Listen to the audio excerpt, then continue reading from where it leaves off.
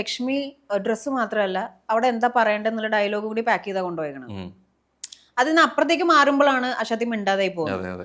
രണ്ടാമത് അതിൻ്റെ ഉള്ളിലത്തെ ഒരു അറ്റ്മോസ്ഫിയർ എന്ന് പറഞ്ഞാൽ വളരെ വൃത്തികെട്ടൊരു അന്തരീക്ഷമാണ് അതിൻ്റെ ഉള്ളിൽ. കാരണം ഫ്രസ്ട്രേഷൻ, ഫുഡ് മര്യാദയ്ക്കില്ല, ടാസ്ക്, നോമിനേഷന്റെ ടെൻഷൻ, ജയിൽ ടാസ്കിന്റെ ടെൻഷൻ, ഇതൊക്കെ പോരാണ്ട് ഫാമിലി ആയിട്ടുള്ള മിസ്സിങ് എല്ലാം ഉണ്ട്.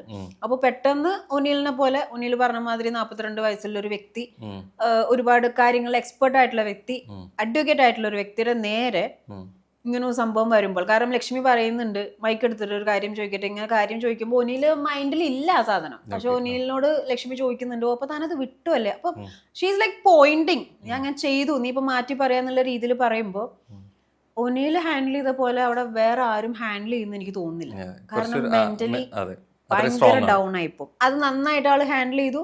ഇത് ചോദിച്ചപ്പോ ലക്ഷ്മിയുടെ അടുത്ത് ഭയങ്കര ഹാർഷായിട്ട് യുനോ റിയാക്ട് ചെയ്ത രീതി, ഒന്ന് ചിലപ്പോ ഒന്ന് പൊട്ടിക്കാൻ പോകും, അല്ലെങ്കിൽ ഒരു വൃത്തികെട്ട രീതിയിൽ അബ്യൂസ് ചെയ്ത് സംസാരിക്കുക, അതൊന്നും ഉണ്ടായില്ല.